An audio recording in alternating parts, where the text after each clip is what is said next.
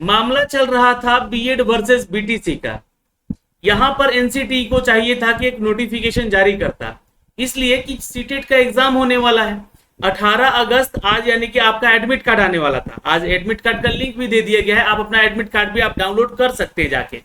अब सीटेट का यहाँ एडमिट कार्ड आ गया, लेकिन उससे पहले एनसीटी ने कोई भी नोटिफिकेशन नहीं जारी किया कि जो बीएड धारी अभ्यर्थी हैं, जो बीएड वाले छात्र हैं, वो कक्षा 1 से 5 के लिए जो आवेदन किए हैं वो एग्जाम नहीं दे सकते हैं। ऐसा कोई नोटिफिकेशन अभी तक नहीं दिया गया।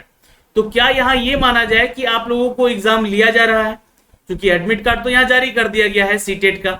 तो चलिए हम देखते हैं कि आपका एडमिट कार्ड कैसे डाउनलोड होगा, और परीक्षा से पहले जो एडमिट कार्ड पे आपके दिशा निर्देश दिए गए हैं उसको आप लोग को फॉलो करना है, और कहां से डाउनलोड करना है ये मैं आपको बताने जा रहा हूं। वीडियो को ध्यान से देखिएगा, इस पे चर्चा भी होगी और इस पे हम लोग बात भी करेंगे आगे चलकर क्या क्या चीजें रखी गई है यहाँ पर।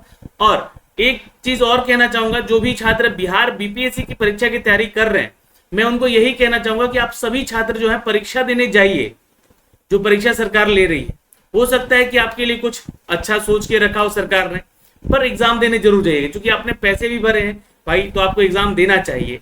अब एक अपडेट और दे दूं थोड़ा सा इस वीडियो को शुरू करने से पहले, कि एसटीईटी का वेबसाइट थोड़ा सा अच्छा काम कर रहा है। वहां पे रजिस्ट्रेशन वाला पार्ट में जो है ना, जो छात्र का सब्जेक्ट कॉम्बिनेशन को लेकर दिक्कत हो रहा था, मैंने कल रात एक वीडियो बनाया था, तो उसको जाके देखिए और उसमें सुधार कर सकते हैं। क्योंकि वेबसाइट पे थोड़ा सा जो है ना काम हुआ है, और काम हुआ है तो आप वहां पे थोड़ा एडिटिंग वगैरह कर सकते हैं। कुछ छात्रों ने हमें यहाँ पे अपडेट दिया, तो जिसके जरिए मैं आपको ये सारी चीजें बता रहा हूँ। दोस्तों हम हैं अब सीटेट के ऑफिशियल वेबसाइट पे, जो कि आप यहां से देख सकते हैं, और इसका जो है लिंक हमने डिस्क्रिप्शन में भी दे रखा है। यहाँ पे सेंट्रल टीचर एलिजिबिलिटी टेस्ट के लिए यहाँ पे आपका एडमिट कार्ड जारी किया गया है। नीचे आएंगे, यहाँ पे आपको देख सकते हैं कैंडिडेट एक्टिविटी में, यहाँ पे download your admit card CTET अगस्त 18 अगस्त को ये है अपडेट किया गया है। रात को 12 बजे ही इसको अपडेट कर दिया गया है। तो आपको करना क्या है कि इस पे क्लिक कर लेना है दोस्तों। जैसे आप इस पे क्लिक करेंगे ये आपका पेज आपका ओपन हो जाएगा। अब यहाँ पे एक चीज होगा कि एप्लीकेशन नंबर आपसे मांगा जाएगा। जो भी छात्र अपना एप्लीकेशन नंबर खो दिए हैं, अपना ईमेल आईडी जाके चेक कीजिएगा, उस पे आपको मेल भी आया होगा। डेट ऑफ बर्थ अपना डालिएगा यहाँ से, जो भी आपका डेट ऑफ बर्थ है, और यहाँ पे ये जो सिक्योरिटी कोड यानी कि सिक्योरिटी पिन दिया गया है, यहाँ पे फिलअप करके सबमिट कर लीजिएगा। चलिए तो मैं इस एक छात्र का यहाँ पे डाउनलोड करता हूँ, और उन छात्र ने बीएड कर रखा है, डीएलएड नहीं कर रखा है, उन्होंने बीएड कर रखा है, और पेपर 1 पेपर 2 दोनों के लिए अप्लाई कर रखा है उन्होंने, और उनका एडमिट कार्ड यहाँ पे दिया गया है। तो जो सुप्रीम कोर्ट के आदेश थे, क्या उसको फॉलो नहीं किया जा रहा है, या उस पर क्या विचार किया जाएगा, ये भी हम आपको आगे बताएंगे। तो मैंने इनका जो है यहाँ पे सारा डिटेल फिलअप कर दिया है। अब ये सबमिट वाले सेक्शन पे आपको यहाँ पे क्लिक करना होगा, तो यहाँ पे आके आप लोग जो है क्लिक कर लीजिएगा। अब आप यहाँ पे जो है इनका एडमिट कार्ड देख सकते हैं बिल्कुल, और मैं आपको जैसा कि बता रहा हूँ, आपको इन्होंने दोनों पेपर के लिए अप्लाई किया था, पेपर 1 और पेपर 2 दोनों के लिए है।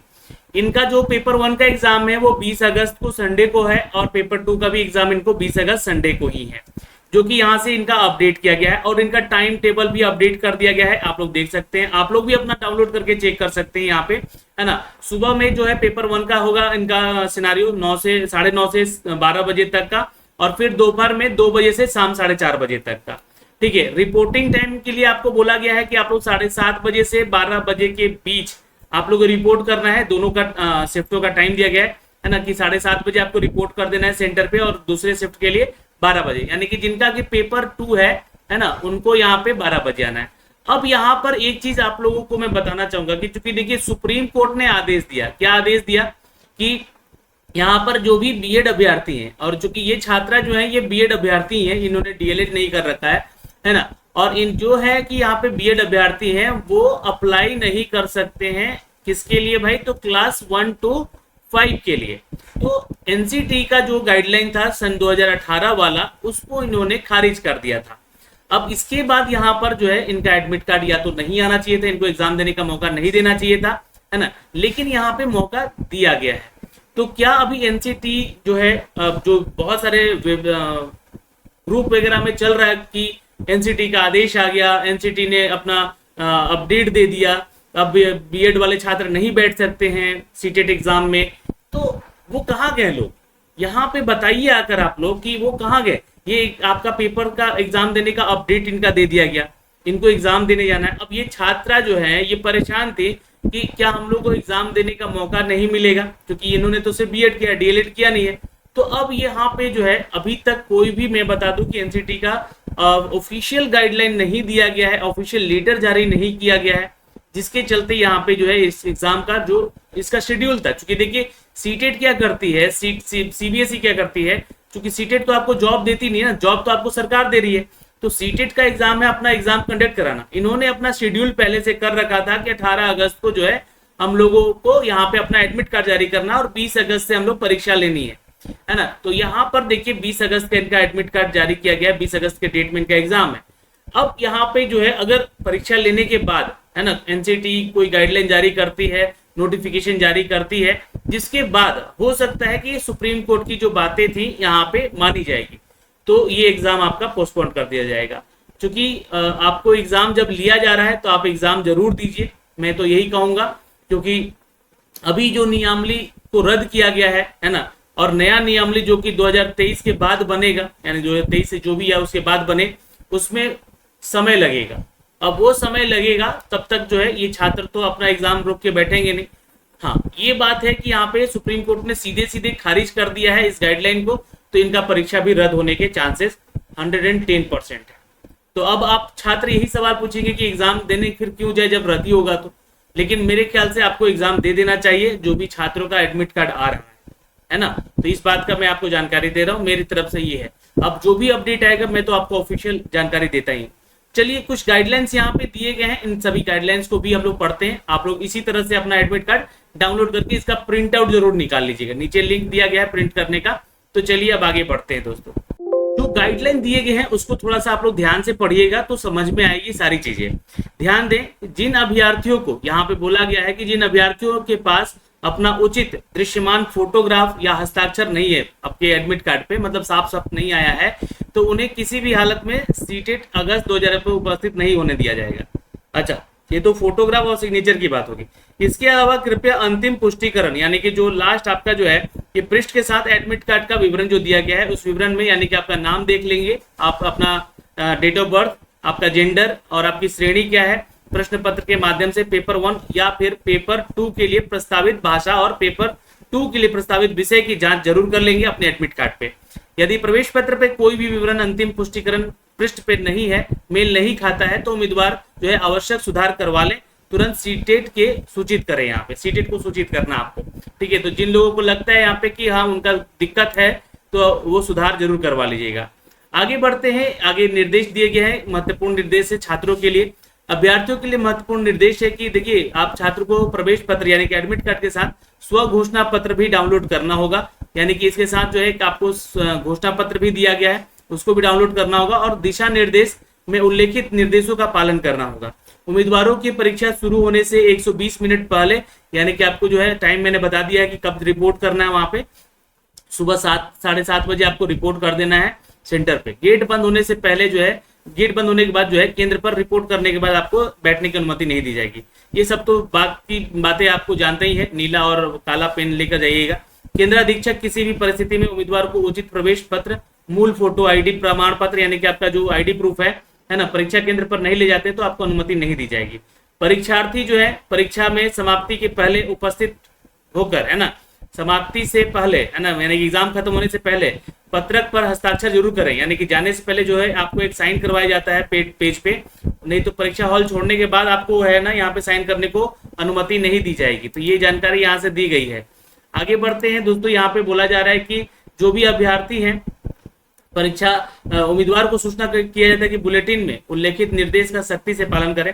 अच्छा, एडमिट कार्ड उम्मीदवार को उसके द्वारा प्रदान की गई जानकारी के अनुसार अंतिम रूप से ये जानकारी दी जा रही है, ये जारी किया जा रहा है, जो कि आपका एडमिट कार्ड पे सारा डिटेल है। बोर्ड द्वारा अभ्यर्थी का पात्रता का सत्यापन नहीं किया गया है, ठीक है। नियुक्ति और प्राधिकार, भर्ती एजेंसी नियुक्ति भर्ती से पहले इसका सत्यापन करेगी, यानी कि आप ही एग्जाम दे रहे हैं, ठीक है, ये ध्यान रखिएगा। सीटेट उत्तीर्ण अभ्यर्थी, देखिए अब ध्यान रखिएगा, उत्तीर्ण करने से किसी भी व्यक्ति को भर्ती या रोजगार का अधिकार नहीं मिलेगा, क्योंकि मैंने आपको बोला ना कि ये सीटेट एग्जाम कंडक्ट करती है, ये एक एजेंसी है ना, ये एक एजेंसी है जो कि आपका एग्जाम कंडक्ट करती है। ये कोई गवर्नमेंट बॉडी नहीं है या फिर कोई प्राइवेट बॉडी नहीं है जो कि आपको जॉब प्रोवाइड करती है। तो यहाँ पे ये साफ साफ लिखा गया है, क्योंकि यह शिक्षक के रूप में नियुक्ति के पात्रता मानदंडों को केवल एक ही है। यहाँ पे आप इसका एग्जाम देंगे तो आप क्वालिफाई हो जाएंगे शिक्षक बनने के लिए, बस यही आपको पात्रता मिलता है यहाँ से, ठीक है। अच्छा, अभ्यर्थी को सलाह दिया जाता है कि वो परीक्षा की तारीख के एक दिन पहले अपने आवंटित परीक्षा केंद्र पर जाकर स्थान या दूरी परिवहन का साधन देख लें, वो खुद ही यहाँ पे पुष्टि कर लें। ये बात बहुत अच्छा लिख दिया गया है, ये आपको हर बार करना चाहिए भी। अपने एग्जाम जहाँ भी सेंटर है एक दिन पहले वहां पहुंचे। जो भी शुगर पेशेंट हैं या ऐसे मधुमेह से पीड़ित उम्मीदवार हैं, परीक्षा हॉल में चीनी या गोली, चॉकलेट, कैंडी वगैरह नहीं लेकर जाएंगे, है ना, सैंडविच वगैरह जो भी है आपके, है ना। और पॉली बैग में ले जाने की अनुमति उनको है यहाँ पे, सॉरी माफ करेंगे, जैसे कि केला, सेब, संतरा जो है ना, फल वगैरह ले जा सकते हैं जिनको कि शुगर का पेशेंट है जो, है ना, उनके लिए अपडेट किया गया।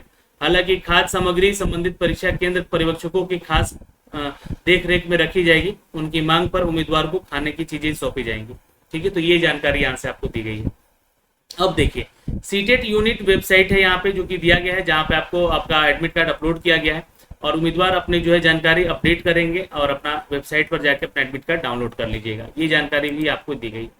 अब यहाँ पे देखिएगा कुछ और अपडेट दिए गए हैं आपके एडमिट कार्ड को लेकर दोस्तों, जैसे कि यहाँ पे अपडेट किया गया है कि जो भी अभ्यर्थी है ना, अभ्यर्थी को यहाँ पे बोला जा रहा है कि जानकारी ले लें कि डाउनलोड किया हुआ प्रवेश पत्र, एक फोटो पहचान पत्र जैसे कि पैन कार्ड, आधार कार्ड वगैरह आपके पास होना चाहिए, अच्छी गुणवत्ता वाला बॉल पॉइंट पेन और पानी का बोतल अपने पास रखिएगा। इससे ज्यादा कोई चीजें परीक्षा में ले जाने की अनुमति नहीं है, नहीं तो उसकी जिम्मेवारी आपकी होगी अगर कुछ बाहर किया जाता है तो। वर्जित वस्तुओं की सूची दी गई है जो कि आपको यहाँ पे अनुमानित नहीं है, तो ये सारा चीज जो है गजेट वगैरह आपको एग्जाम हॉल में लेकर नहीं जाना है, इस बात का ध्यान रखिएगा। और बेंचमार्क विकलांगता के लिए यहाँ पे जो दिशा निर्देश दिए गए, जो स्क्राइब बॉडी हैं यानी कि जो छात्र आते हैं इस सेक्शन से जुड़े हुए हैं, उनके लिए भी यहाँ पे अपडेट दिया गया कि आपको क्या क्या चीजें रखना है, क्या क्या लेके जाना है, ठीक है। अब यहाँ पे जो एक नोटिफिकेशन और दिया गया है, यहाँ पे अपडेट किया गया है कि अभ्यर्थियों को अपना स्क्राइब लाना है, यानी कि जो भी उनके बदले बैठ के एग्जाम देंगे। स्क्राइब की योग्यता परीक्षा देने वाले अभ्यर्थियों की योग्यता से एक कदम कम होनी चाहिए। जैसे कि मान लीजिए कि आप ग्रेजुएट है तो 12th क्लास के छात्र को ले जा सकते हैं, आप मास्टर किए हुए हैं तो आप जो है ग्रेजुएशन वाले छात्र को ले जा सकते हैं। बेंचमार्क की विकलांगता का ये नियम कानून है जो कि 29/8/2018 के प्रशिष्ट में इसको दिया गया था, ये बताया गया है इसका, ठीक है। इसका एक परफॉर्मा के अनुसार लेखक का जो विवरण है वो भी आपको लेके जाना है। एक परफॉर्मा मिलेगा जिसमें कि आपको अपने जो भी लेखक हैं आपके जो लिखेंगे आपके बदले एग्जाम देंगे, उनका विवरण भी आपको लेके जाना होगा। सही और गलत उत्तरों का समानता पैटर्न पता लगाने के लिए आप प्रतिक्रिया यानी उत्तरों को उन अन्य उम्मीदवारों के साथ विश्लेषण किया जा सकता है। इस संबंध में अपनाई गई विश्लेषणता जो प्रक्रिया है यह अनुमान या निष्कर्ष निकाला जाता है और प्रतिक्रिया साझा भी यहाँ पे किया जाएगा और यहाँ पे वास्तविक वैध नहीं होगा वो तो आपकी उम्मीदवारी रद्द भी की जा सकती है। तो ये ध्यान रखिएगा, आपस में आप लोग तो बातचीत नहीं कीजिएगा, लेकिन कोई भी अगर ऐसा डाउट हो जाता है आपके क्वेश्चन पेपर को लेकर तो उस पर डिस्कस किया जा सकता है ना। ये बातें यहाँ पे लिखी गई है, विश्लेषण किया जा सकता है, ये बातें यहाँ पे इनको बताई जा रही। फिलहाल आप यहाँ से एडमिट कार्ड का प्रिंट निकाल सकते हैं, क्लिक करके अपना जो भी छात्र का यहाँ पे एडमिट कार्ड दिया गया है वो अपना प्रिंट निकाल सकते हैं। अब यहाँ पे जो भी डेटा दिए गए हैं अगर इसमें जो कोई भी आपका स्पष्ट नहीं है तो इसके लिए एनसीटी जिम्मेवार नहीं होगी या एनआईएस जिम्मेवार नहीं होगी, है ना। और आप जो है यहाँ पे सीबीएसई के द्वारा ये प्रदान किया गया है तो आप सीधे सीबीएसई से संपर्क कर सकते हैं। तो ये दोस्तों मैंने इनका एडमिट कार्ड यहाँ पे डाउनलोड किया, दिशा निर्देश बता दिए।